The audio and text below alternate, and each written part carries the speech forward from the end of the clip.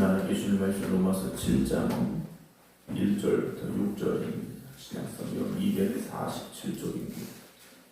로마서 7장 1절부터 6절입니다. 형제들아, 내가 법 아는 자들에게 말하노니 너희는 그 법이 사람이 살 동안만 그를 주관하는 줄 알지 못하느냐? 남편 있는 여인이 그 남편 생전에는 법으로 그에게 매인바 되나 만일 그 남편이 죽으면 남편의 법에서 벗어나느니라. 그러므로 만일 그 남편 생전에 다른 남자에게 가면 음녀라. 그러나 만일 남편이 죽으면 그 법에서 자유롭게 되나니 다른 남자에게 갈지라도 음녀가 되지 아니하느니라. 그러므로 내 형제들아, 너희도 그리스도의 몸으로 말미암아 율법에 대하여 죽임을 당하였으니 이는 다른 이 곧 죽은 자 가운데서 살아나신 이에게 가서 우리가 하나님을 위하여 열매를 맺게 하려 함이라. 우리가 육신에 있을 때에는 율법으로 말미암는 죄의 정욕이 우리 지체 중에 역사하여 우리로 사망을 위하여 열매를 맺게 하였더니 이제는 우리가 얽매였던 것에 대하여 죽었으므로 율법에서 벗어났으니 이러므로 우리가 영의 새로운 것으로 섬길 것이요 율법 조문에 묵은 것으로 아니할지니라. 아멘. 할렐루야. 바울은 우리가 십자가의 구속의 은혜로 말미암아 죄에서 자유함을 얻고 구원받은 하나님의 자녀가 되었음을 전제로 계속해서 오늘 율법 안에 있을 것인가 은혜 안에 거하는 삶을 살 것인가 말씀을 계속 이어가고 있습니다. 초대교회 당시에 그들에게 고민이 되었던 것은 믿음으로 우리가 은혜 가운데 거하여서 하나님의 자녀가 되었으니 이제 계속 우리가 율법을 지키는 것이 의미가 있는가, 계속해서 우리가 율법을 지켜야 될 필요가 있는가 라는 문제가 제기가 됐습니다. 그렇죠. 우리가 이제는 십자가로 말미암아 예수 그리스도 십자가로 말미암아 구원받았으니 더 이상 율법의 조문, 율법의 내용들을 지키지 않아도 되는 것 아닌가라는 그런 문제가 제기되었는데요. 오늘 바울은 거기에 대해서 결혼이라는 것을 예를 들어서 우리가 어떤 위치에 있는지 어떤 삶을 살아야 되는지를 설명을 해주고 있습니다. 오늘 1절 보게 되면 형제들아, 내가 법 아는 자들에게 말한다 했습니다. 율법을 아는 사람들, 율법에 대해서 지켜야 된다, 또 율법의 중요성에 대해서 말하는 사람들이겠는데요. 너희는 그 법이 사람이 살 동안만 그를 주관하는 줄 알지 못하느냐 라고 묻습니다. 그러면서 예를 하나 든 것이 바로 이 결혼인데요. 남편 있는 여인이 남편 생전에는 법으로 그에게 매인바 되나 만일 그 남편이 죽으면 남편의 법에서 벗어나느니라 그랬습니다.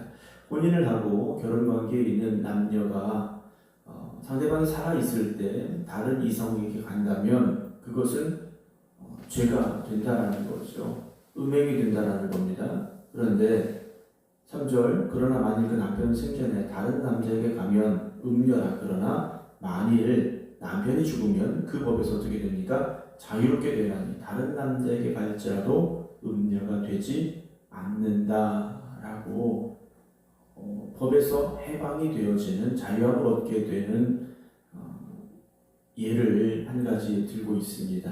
법이라는 것이 사람을 어떤 자리에 묶어두게 되고 제한하는 역할을 하고 있다라는 거죠. 그래서 결혼의 법은 남편은 아내에게, 아내는 남편에게 속해 있는 그런 관계에 있다라는 것을 강제하는 힘을 가지고 있습니다. 그래서 그 관계에서 벗어나면, 그 위치를 벗어나면 그것이 죄가 된다라는 것을 설명을 하고 있는데요.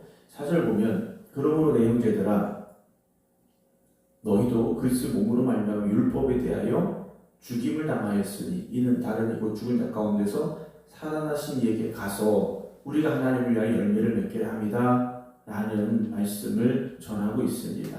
바울이 말하고 있는 것은 무엇입니까? 예전에 우리가 죽었다라는 거죠. 율법에 속하였던 우리가 죽었다라는 겁니다. 언제 죽었습니까? 예수 그리스도 십자가의 복음으로 말미암아 죄 사함을 받고 우리가 주님과 하나 되는 세례의 예식을 통하여 옛사람이 죽었기 때문에 율법에 속하였던 우리가 죽었으니 율법에 대하여는 이제 자유하게 됐다라는 거죠. 그리고 이제 우리가 어디로 갔습니까? 죽은 자 가운데서 살아나신 이에게 가서 저 사망의 권세를 이기시고 부활하신 예수님에게로 가서 이제 우리가 어떤 삶을 삽니까? 하나님을 위하여 열매 맺게 하려 합니다 라고 말씀을 전해주고 있다는 거죠. 율법이라는 것이 무엇입니까? 죄를 규정하고 그 죄의 결과가 무엇인가를 우리에게 알려주는 역할을 하는 겁니다. 그래서 그 죄로 가지 말아야 된다라는 것을 보여주는 것인데 오히려 율법을 계속 적용할수록 율법이라는 그 규정을 율법이라는 잣대를 우리에게 들이댈수록 어떻게 됩니까? 우리의 죄는 더 드러날 수밖에 없다라는 거죠. 그래서 율법을 적용하는 이것은 죄, 이것도 죄, 이것도 죄. 그럼 죄의 결과는 무엇이라고 했습니까? 사망이라는 거죠. 그래서 율법 아래 있는 사람은 이것 때문에 사망, 이것 때문에 사망. 결국 그 사망에서 벗어날 수 없었더라는 겁니다. 그런데 예수 그리스도 안에서 우리가 하나됨으로 말미암아 즉 옛사람의 죽음으로 말미암아 그 죄의 권세 아래서 자유함을 얻게 됐다라는 거죠. 그래서 율법이라는 잣대가 우리에게 율법이라는 잣대를 우리에게 들이대면서 이것은 죄, 그러니 사망. 더 이상은 우리를 그렇게 묶고 맬 수 없는 그래서 우리에게 자유함을 주는 구원의 은혜가 또 세례의 역사가 있었다라는 것을 바울은 말하고 있다라는 거죠. 그럼 우리가 자유했습니다. 그러면 그 자유라는 것은 무엇인가? 내 마음대로 살아도 된다라는 것이 아니죠. 율법에 대해서 자유했으니 이제 내 마음대로 살라는 것이 아니라 우리가 하나님을 위하여 어떻게 됩니까? 열매를 맺게 하려 합니다 라고 되어 있습니다.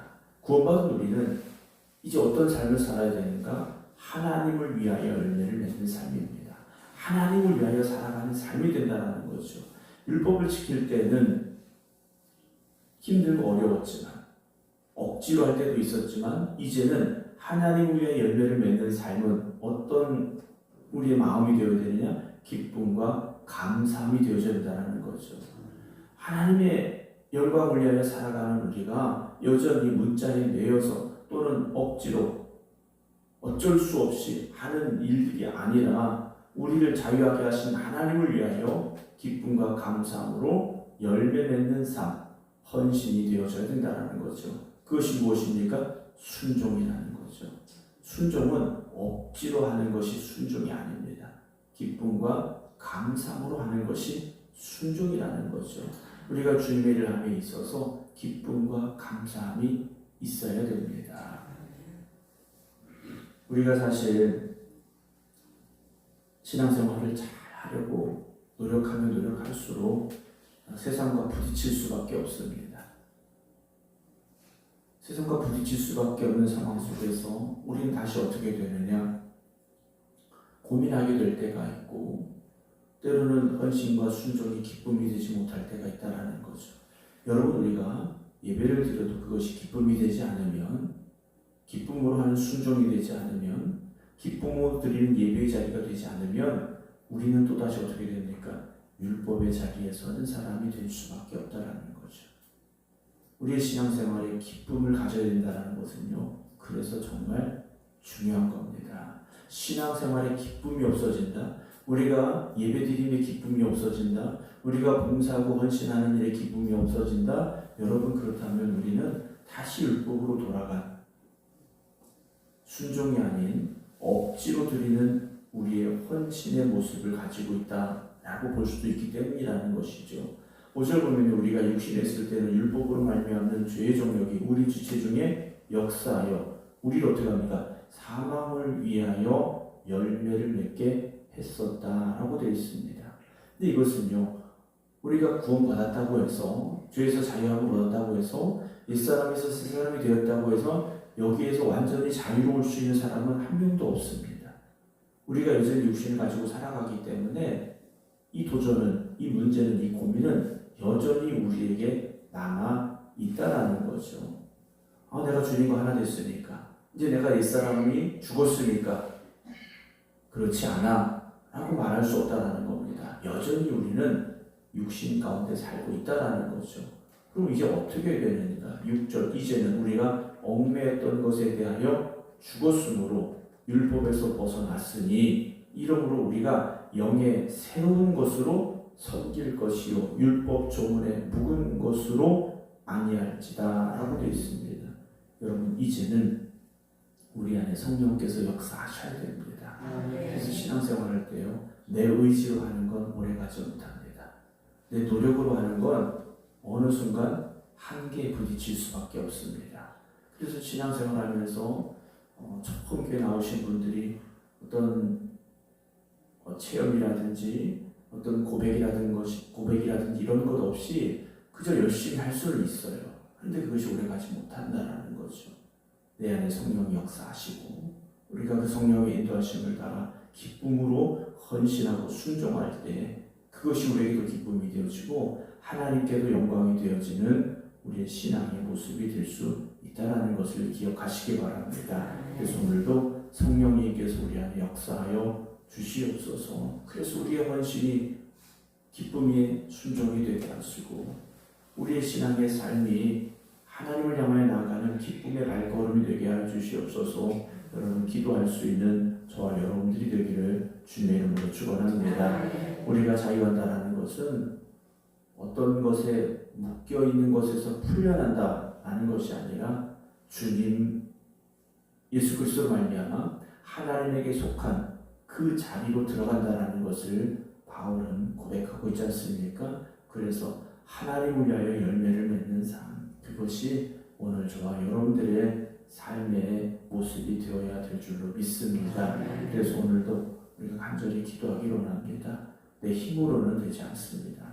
왜냐 우리는 여전히 육체 안에 가고 있기 때문에 바울이 말하고 있는 이 문제에서 자유로울 수가 없다는 거죠. 그러나 성령께서 우리 안에 역사하시면 우리가 변화될 수 있고 새로워질 수 있고 그래서 하나님 위하여 기쁨으로 열매 맺고 헌신하는 그런 삶이 되어질 줄로 저는 믿습니다. 오늘 우리가 어떤 자리에 있는지 어느 곳에 있는지 정말 내가 옛사람에서 자유함을 얻고 기쁨으로 헌신하고 순종하여 하나님을 위하여 열매 맺는 삶을 살고 있는지 아니면 여전히 우리는 죄와 싸우고 있는지 아니면 여전히 우리는 그 죄의 굴레에서 벗어나지 못하고 있는지 우리의 신앙이 때로는 억지로 하고 있는 신앙은 아닌지 한번 뒤돌아보시고 오늘 우리가 기쁨으로 주님과 함께하며 하나님의 영광을 위해 살아가기로 합니다. 결단할 수 있는 저와 여러분 되어지기를 주님의 이름으로 축원합니다. 기도하겠습니다. 여전히 오늘 우리는 우리의 연약함을 보게 됩니다. 예수님께서 우리를 대신하여 십자가에 달려 죽으심으로 말미암아 죄의 권세에서 자유함을 얻게 하시고 하나님에게 속한 하나님의 자녀가 되는 은혜를 주셨지만 우리가 그 은혜를 누리지 못한 채 여전히 율법에 매여서 또는 죄의 종락하면서 살아가려고 합니다. 육체의 자유함을 얻지 못했습니다. 오늘도 성령님 우리 안에 역사하여 주시옵소서. 하나님의 말씀 앞에 기쁨으로 순종할 수 있는 저희들이 되게 하시고 하나님을 위하여 열매 맺는 우리의 삶이 되게 하여 주시옵소서. 오늘 우리가 결단합니다. 우리가 고백합니다. 주님, 우리 이 결단이 우리의 고백이 연약해지지 아니하게 하여 주시옵시고 하나님 나라에 이르기까지 하나님의 영광을 위하여 살아갈 수 있는 저희들 되게 하여 주시옵소서. 믿음으로 살아가는 순종으로 살아가는 삶의 기쁨이 있게 하여 주시옵소서. 오늘도 이 하루가 은혜의 삶이 되게 하여 주시옵소서. 여전히 죄 가운데 또는 세상 가운데 있는 이들이 있다면 주님께서 함께하여 주시옵소서. 다시 주님의 십자가를 바라볼 수 있게 하여 주시옵시고 십자가의 은혜 안에 거하는 복된 성도들로 주님 새로워지게 하여 주시옵소서. 이제는 우리 주 예수 그리스도의 은혜와 아버지 하나님의 극진하신 사랑하심과 성령님의 감동 감화교통 역사하심이 하나님을 위하여 열매 맺는 삶을 살아가겠습니다. 오늘 이 새벽 결단하며 기도드리는 모든 성도들 위해 이제부터 영원토록 함께 하시기를 간절히 축원하옵나이다. 아멘.